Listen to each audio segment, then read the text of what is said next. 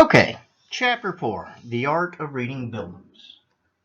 The previous two chapters were designed to give you an understanding of common building engineering principles, the basic parts of a building, and the language used to identify and communicate the interplay of those principles and parts. Now, they're going to present varying construction methods used to assemble and therefore classify the buildings. Just a reminder, this week you also have an exam over chapters 1, 2, and 3, and possibly a few questions from your online class on building construction from the National Fire Academy.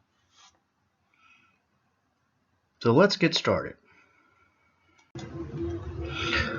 Your lesson objectives. Summarize the various methods of classifying building construction and discuss the traps in such classifications. Objective 2.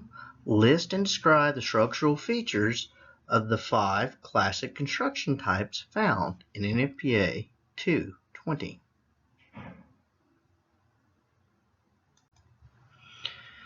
And this chapter is broken up into, of course, 4 sections. First being, it's politically incorrect to profile anything. Second, classify buildings. 3, an overview of the 5 classic building types. And then, of course, your chapter review exercises. With so many influences, it's easy to imagine that there are multitudes of construction methods that have led to many different building types. For the fire service, this presents quite a challenge for classifying and, of course, profiling our buildings. This chapter is going to help show us how building construction methods are classified and dwellings a bit on the traps associated with profiling different building types. So why is it important for us to classify a building? If we can correctly classify a building, it allows us some general knowledge so we can start to do a good size up and, of course, come up with a plan to effectively and safely mitigate the fire or the emergency, whatever the case may be. So in order to be able to make this great size up and do it quickly and effectively, there's a 3-step process that they go over in this book.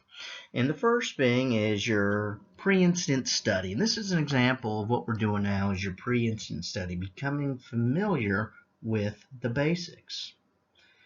Then the second is pre-fire familiarizations of actual buildings within your jurisdiction. There's no substitute to getting out there and becoming familiar with the buildings that are in your jurisdiction, whether it be through inspections or pre-fire plans. And then finally, the third step process is that on-scene pre- and post-incident experience. There's no substitute for that actual hands-on experience of searching for somebody at 2 in the morning or putting a fire out or, heaven forbid, getting in a little trouble in a structure during an emergency scene, getting your way out. Because that's going to start building that mental Rolodex that we start pulling from when we're in disasters or emergencies, saying, okay, I was in this type of situation before. This looks very familiar. The building did this. I did that. And you're able to effectively mitigate the situation because you're pulling on that mental Rolodex. And of course, as we said, there's no substitute for that.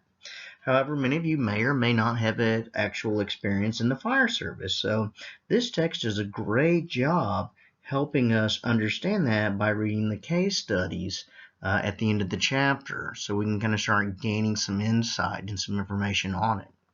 For those of you that don't think you need to read the case study, think again. You may be quizzed on it. Hint, hint, hint. Cough, cough, cough. Translation, read them.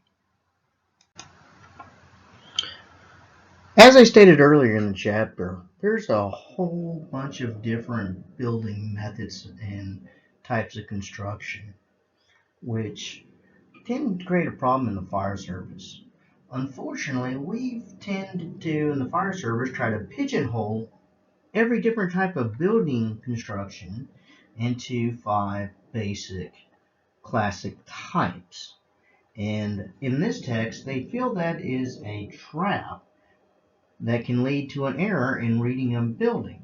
So to address this, and to better understand and classify buildings, firefighters should recognize that there are several classification methods to help them better read a building. So we're going to go over a few so you can get a better idea of what the building is.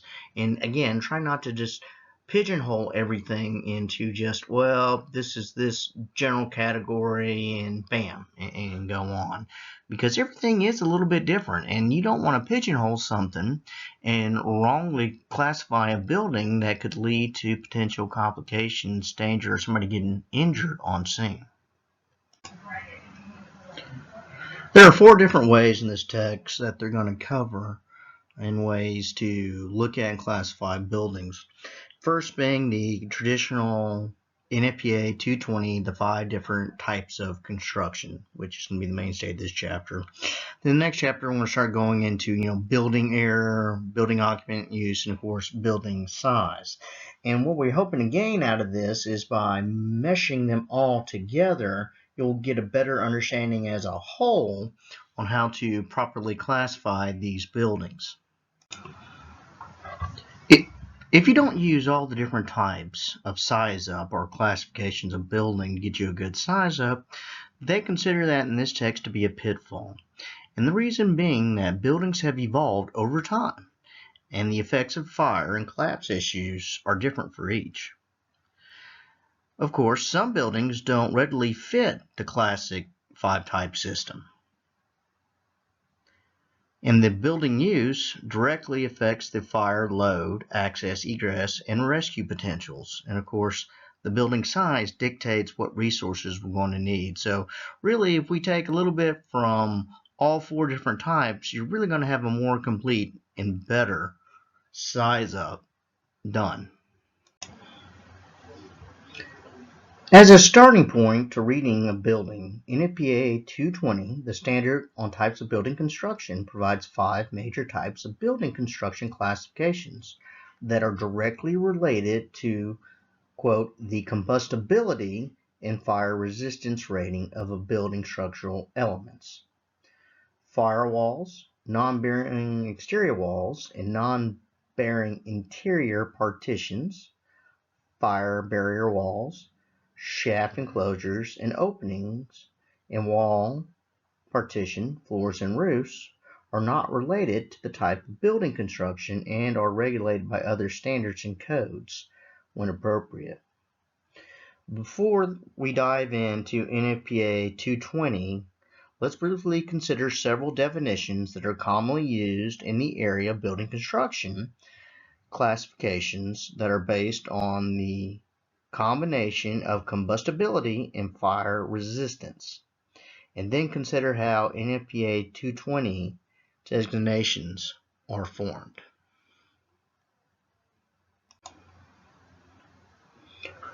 Combustible. The definition is basically will burn, flammable. Limited combustible. Materials that have above 1/2 the heat potential of wood, or not over 3,500 BTUs per pound for comparative purposes. Non-combustible. Materials that will not ignite, burn, support combustion, or release flammable vapors when heated. Fire resistant rating, often abbreviated as FRR, is the length of time to burn through a given material, rated in minutes or hours. It is important to remember that the rating is delivered in a laboratory setting with a predetermined heat and flame source. However, remember that actual fires can burn with less or greater heat and or flame source. which can dramatically change the fire resistance rating. Flammable spread rating, FSR, the length of time it takes to burn across the surface of a given material, rated in minutes or hours. Protected, having a fire-resistant rating of at least 1 hour based on its structural elements, or protective envelope for the structural element. Finally, unprotected, a material that when exposed in its natural state to the effects of heat and or fire will cause a degradation of its structural integrity. Now this can be a little confusing, guys, so stay with me. Look at the picture below. NFPA 220 uses a combination of Roman and Arabic numerals to define the 5 types of building construction and their fire resistance of their primary structural components. The first designation is a Roman numeral that refers to the type of construction, type 1, 2, 3, 4, and 5, and we'll go more in depth into this here in a minute. Where 1 is virtually non-combustible and 2 is limited combustible, all the way down to your regular old house, type 5. Now the following Roman numerals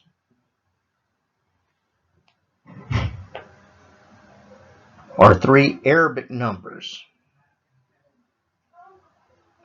in parentheses that indicate the fire resistance of the exterior bearing walls, the structural frame, and of course the floor construction. So looking at this example here, we know that type 1 refers to the fire resistant construction.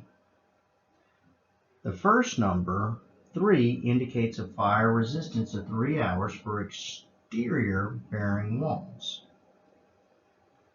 The second number, 3, indicates a fire resistance of 3 hours for the structural frame. And the third number, the 2, indicates a fire resistance of the floor construction of 2 hours.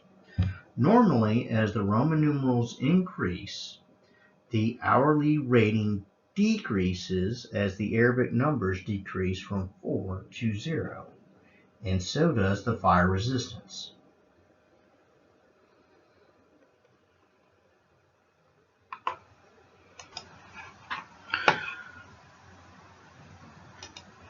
So for example, let's say that we had, let me change color here, one that said 2 Roman numerals, so that's type 2, and then had 3 2s after it in that subscript.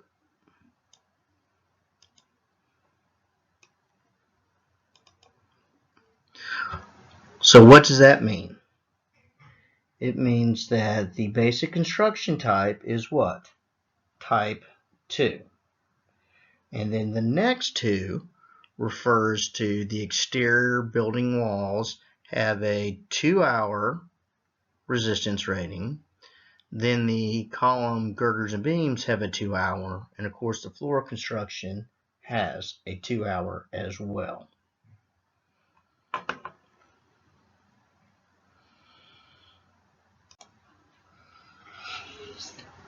Our first type, type 1, is a fire resistive construction. It has reinforced concrete and protected steel. The steel is protected in one of 4 ways. Either it's encased in concrete, encased in some sort of gypsum board, it has some sort of spray-on applied coating, like an insulation, or it has some sort of sprayed-on paint that's about ½ inch thick, and it will expand 15 to 30 times during a fire and provide some insulation for the steel. Typically, this type of construction is found in hospitals, high-rise buildings, shopping centers, airports, parking deck is an excellent example of a fire-resistant structure.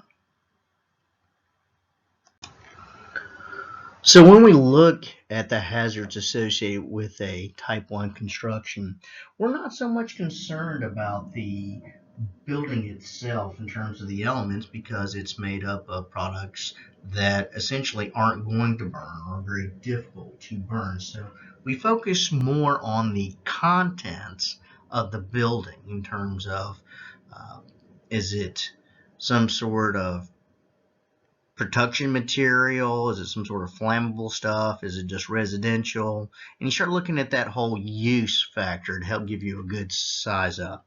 But there are some things that we need to consider when we look at a type 1 construction. The first thing you're concerned about are the open areas. Open areas are the enemy of compartmentalization as they allow minimal restriction to the extension of fire and its byproduct. Normally, the type of building is a good indicator of a particular floor plan.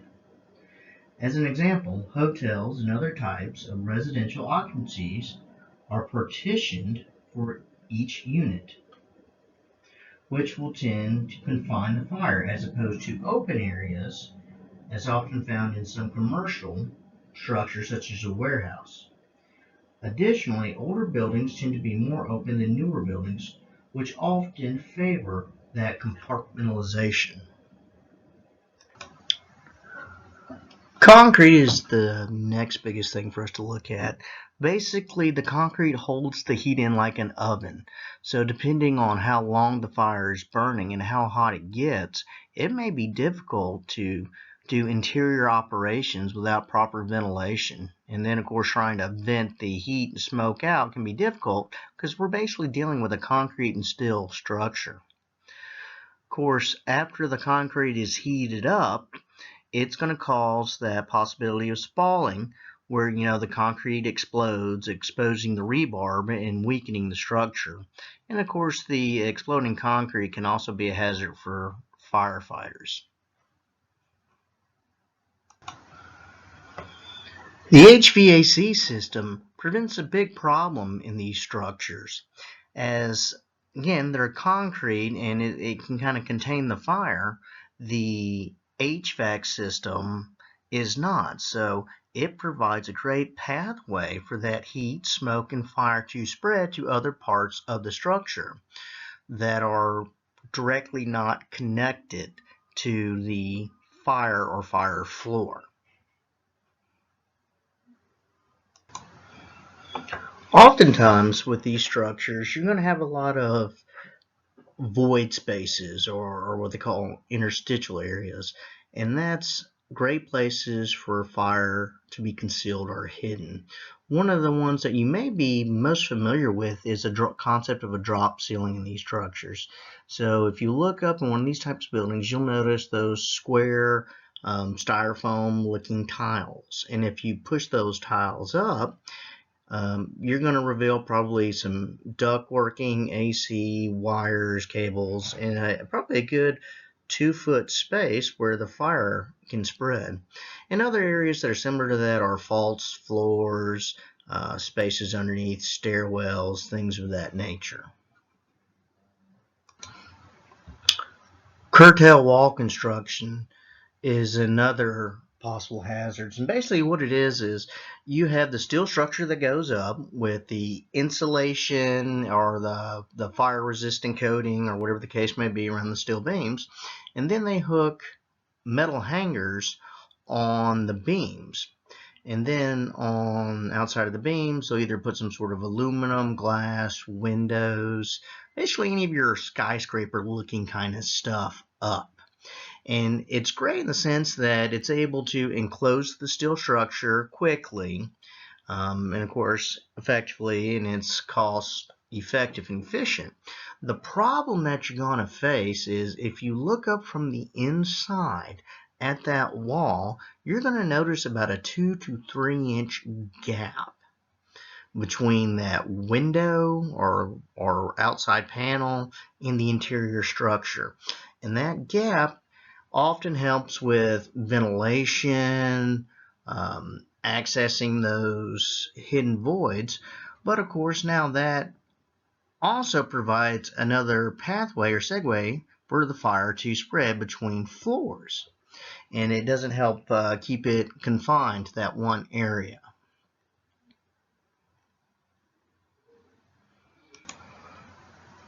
As pointed out in the text, you have center core and center hallway floor plans are a combination. And basically, that's kind of good because it gives us an idea of the layout. So those type 1 buildings normally fall into those three categories. And the center hallway configuration basically has a stairway or a shaft at either end of the building that is common to the hallways in the building. And you can see a good example of that in figure 4-6. Conversely, the center core configuration will place the elevators and stairs and other necessary essentials in the core in the middle of the building. Or you may have some sort of combination of both where, say, the first few floors or stairwell and the next several or core or center, just depending on the structure. Shafts without any kind of debate, obviously, or a pathway for fire spread, whether you're talking about elevator shafts, electrical shafts, conduit, garbage disposal type things, fireplaces, whatever the case may be. All right, now forceful entry can be another problem with these structures. Depending on the type of the building, access throughout these buildings can be challenging. As an example, older buildings use wood as a primary material for the doors in the door jambs and door frames. That, in most cases, can be adequately forced with your basic forceful entry tools, such as a size 10 boot or Halligan or an axe. Unfortunately, the newer buildings routinely use metal doors inside metal frames, and that can be a little more challenging with the conventional forceful entry methods. Some of the most challenging buildings are your commercial residential buildings such as hotels and motels that are compartmentalized with each unit and has a fire-rated door and heavy construction, and often uses multiple locks or some sort of master key device that makes it virtually impossible to break in. Doing ventilation in these type 1 structures, as I said earlier, is virtually impossible due to its makeup when you're trying to do vertical ventilation. Horizontal ventilation can also be trouble as well. You know, when you have older type structures, when you have windows that you could break out or open, it made it quite easy. But with these newer construction and these breakable resistant windows, it can be quite challenging to get fresh air in. And that's kind of when the HVAC comes into play. And that's a very controversial thing in the fire service right now in terms of opening it up and turning it on to ventilate smoke and heat or leaving the dampers shut. But that's another story for another time in another class in terms of strategies and tactics we'll go into. So finally, identification. Type 1 buildings can be a benefit to fireground personnel due to their fire resistant properties because, we're going to have more time. However, unless responding personnel are familiar with that particular building, it will be virtually impossible to determine from the street if a building that appears to be a Type 1 or Type 2 incorporates the protection for its structural membranes. So really looking at a structure from the outside, it's kind of hard to say whether or not it's a Type 1 or Type 2, just from a street view. So you need to keep that in mind. Now, once you go in, you can look at the supports and see, are they covered or protected? And if they are, then obviously it's a Type 1. If not, then it goes to a Type 2. But it makes it very difficult to get that street view.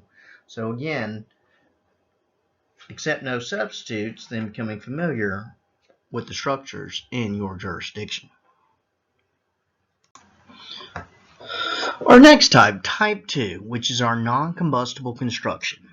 It has firewalls and structural element walls, arches, floors, and roofs are of approved non-combustible or limited combustible material. NFPA classification is the same as Type 1, except the fire resistant requirements are far less stringent. Concrete tilt-up slabs or concrete block walls that support unprotected metal roof structures are present.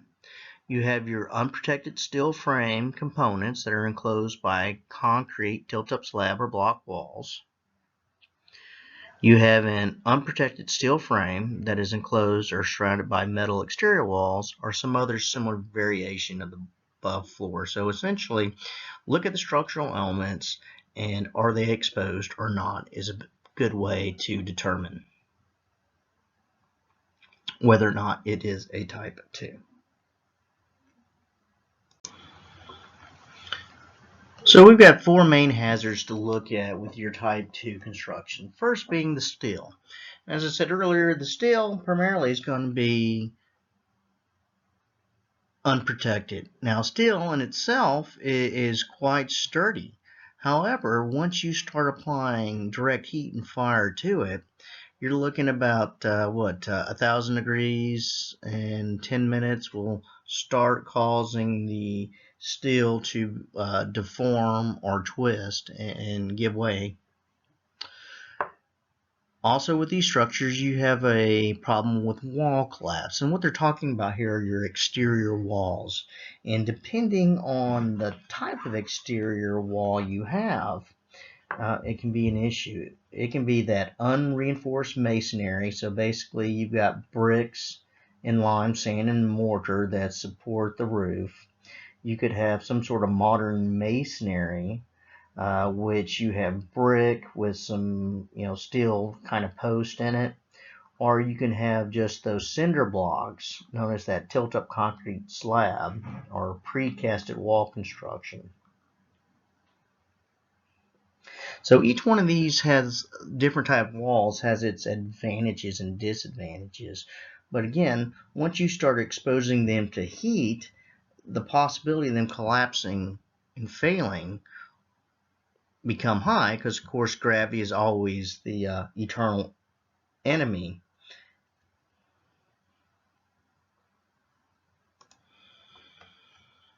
Since a lot of times you find Type 2 construction in like warehouses, grocery store kind of places, hardware stores, it's the content that's really going to be your fire load. So what is the building used for? What is in it? Now, you take a Type 2 construction, say a hardware store, a lot of hardware stores are Type 2 construction. In itself, the structural elements aren't going to burn. However, you fill it full of paint, lacquer, wood products, pesticides, you name it, and you're going to have one heck of a fire. And then, of course, as that fire burns and gets hot, it's going to, of course, weaken the structural elements and lead to collapse. And always, the extension of the fire to other areas of the building, of course, is a problem, especially in high rises. And, of course, its byproducts. As with a single structure or your traditional home or house, it's often not the flame or the heat that gets individuals killed in terms of the residents, but it's that smoke, it's that byproduct that they can't breathe in and, of course, lead to unconsciousness and death.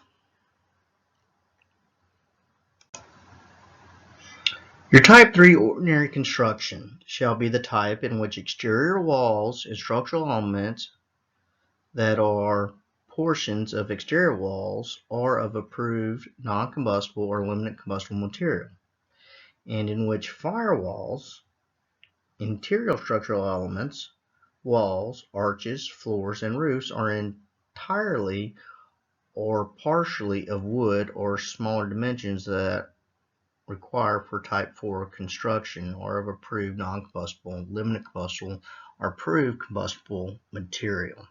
Boy, that reads like stereo instructions, doesn't it?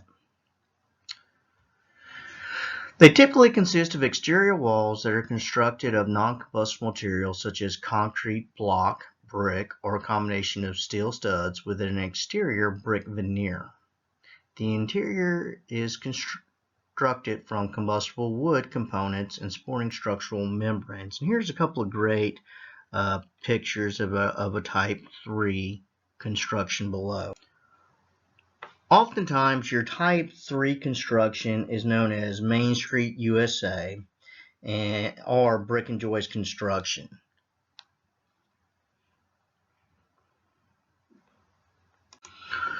When you look at the typical Main Street type construction, a lot of times you have the, of course, buildings on the first or second floor, and then above that you've got your lofts or apartments where either the business owners or people live.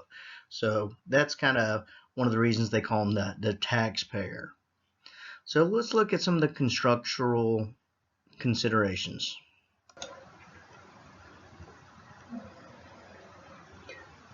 When considering the numerous types and methods of construction that have been utilized in these buildings, it must be remembered that they have been built from the 1800s to present day. Therefore, the era of a building can often give important clues to the type of interior construction. From a simplest perspective, construction methods that were employed up until the 1940s often used solid concrete exterior walls and a heavy and or subsidized size and grade of lumber for the interior of the building. Exceptions to this generalizations are the URM that was used for exterior walls until the mid-1930s, and renovations that typically use lightweight components to alter the interior floor plans. Type 3 building construction after the 1940s and 50s typically used cinder block walls and brick masonry that is not classified as URM, and other forms of substantial masonry construction.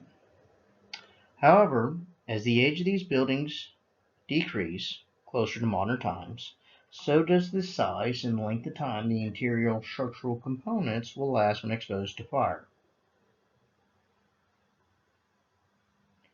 Just as a reminder, geometry and glue has often replaced size, nails, bolts, steel, plates, and conventional lumber. So the older it is, the better it's going to hold up to fire, as opposed to the newer stuff that does not. That's based on geometry and, of course, glue. Vertical extensions. Although horizontal extension is a real concern in any type of structure, particularly structures with minimal compartmentalization, vertical extension of the fire and its byproducts is a primary problem in multi-story buildings, especially your Type 3 commercial residential buildings. Vertical extension has proven to be a major contributor to the loss of life that has typically been remote from the point of origin of a fire. As an example, the National Fire Protection Association has documented several dozen hotel fires that date from the 1930s to the 1980s that have been responsible for over 10 deaths per incident. Hotel fires such as the Kearns Hotel, La Sala Hotel, Kinfield Hotel, and the Weinkauf Hotel, which is in Atlanta. And the Weinkauf Hotel actually caused 119 deaths. And all that can be contributed back, of course, to the byproducts of the fire and people trying to get out and jumping and things of that nature. The fire quickly spreads through these high rises as well. And then you have stairwells, elevators, shafts, the old pipe chases and dumbwaiter systems that just added to, of course, the problem of these particular places. So looking at some of our other problems, your cock loss, attics, and truss losses. These three terms are also defined in Chapter 8. But we're going to go ahead and hit these a little bit now. And these are all basic spaces that can conceal and hold in fire.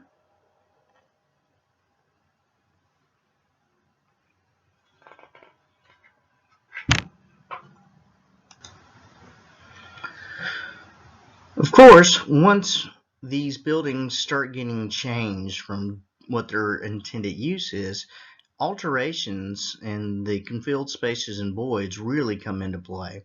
So you may have interior support beams that have been taken out, or load-bearing walls that have been taken out, so they can have more of an open floor plan. But that's going to, weaken the structure. You may have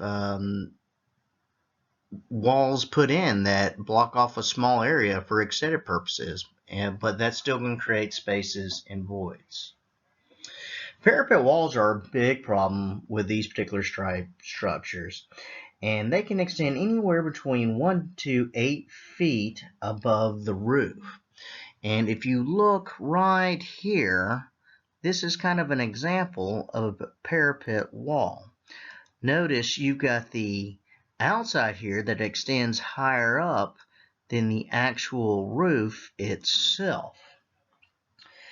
Now that can be a collapse hazard if that parapet wall starts to give way due to the fire and come crashing down on the bystanders or firefighter below.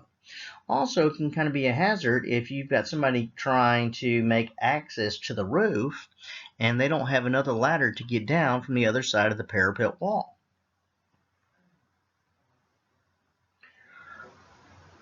Cornices can also be a problem, and cornices can be categorized by old and new construction. And in new construction, cornices are often nothing more than rigid foam that is glued to a building and plastered over to get it aesthetic pleasing. However, two major problems should be concerned.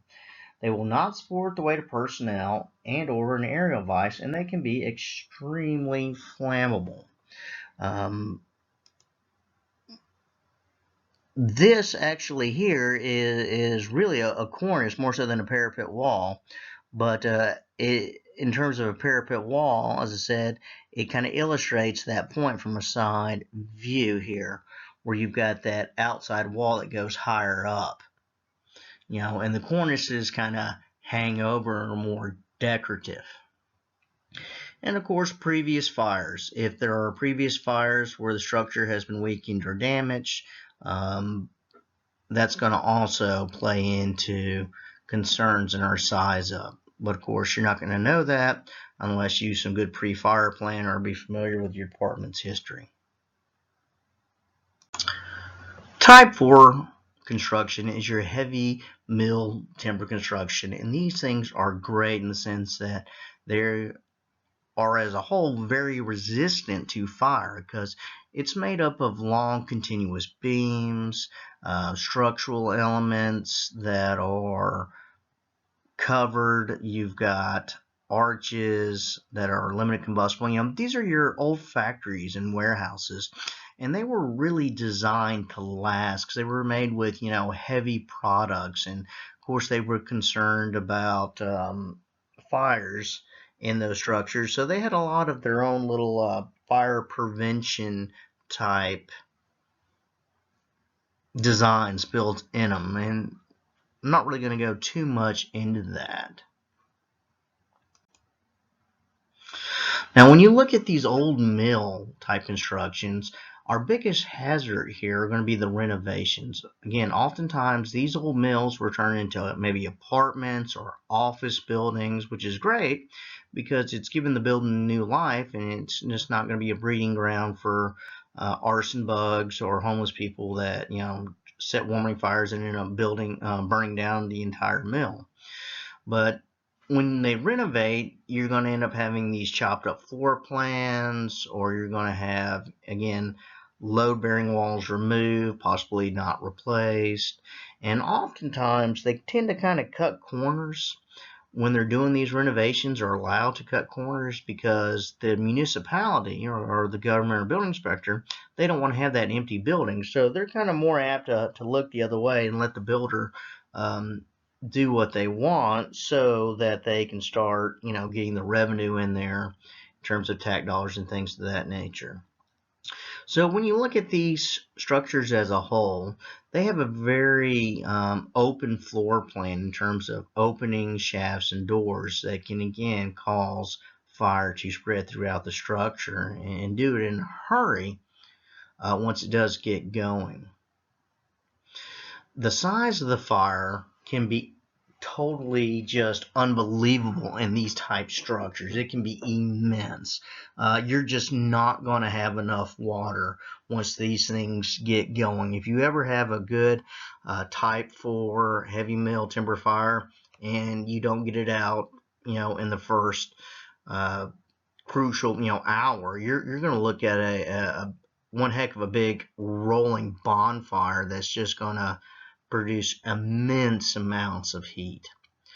So the size of the fire is a big issue. Of course, you look at the walls going up, that can definitely be a collapse issue. So how many stories high is it? The last type is your type 5 construction, the wood frame construction. And these are our bread and butter house fires. It's what we're primarily used to. So when you look at the standard, it says it shall be that type in which structural elements, walls, arches, floors, and roofs are entirely or partially of wood or other approved material.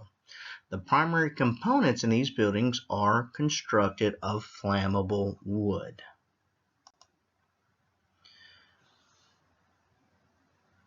Types of all wood buildings that we're going to look at. You've got your stack log and your post and beam. If you look over here, the stack log, that's your traditional, log cabin kind of design.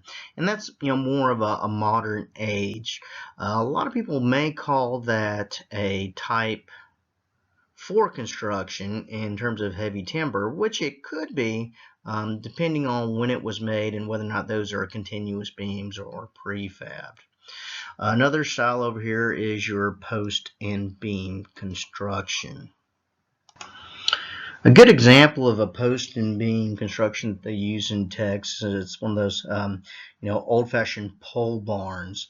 Meaning you kind of got the power poles or these big columns erected, and then a roof over it.